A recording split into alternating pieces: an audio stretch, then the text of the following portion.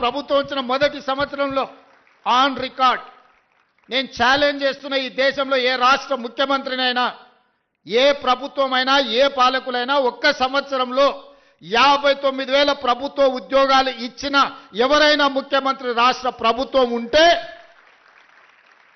వాళ్ళు విధించే ఏ శిక్షకైనా నేను మా ఉప ముఖ్యమంత్రి గారు సిద్ధంగా ఉన్నాము.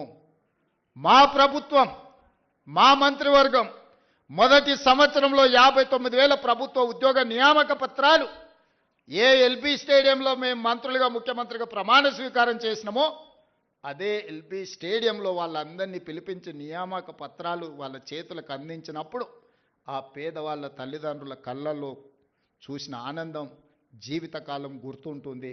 ఎందుకంటే వాళ్ళ పిల్లలు ప్రయోజకులైనప్పుడు ఆ తల్లిదండ్రుల కళ్ళల్లో కనిపించే ఆనందం ఒక గొప్ప అనుభూతి. అది మాటలకు అందదు, మాటలు చెప్పినా సరిపోవు.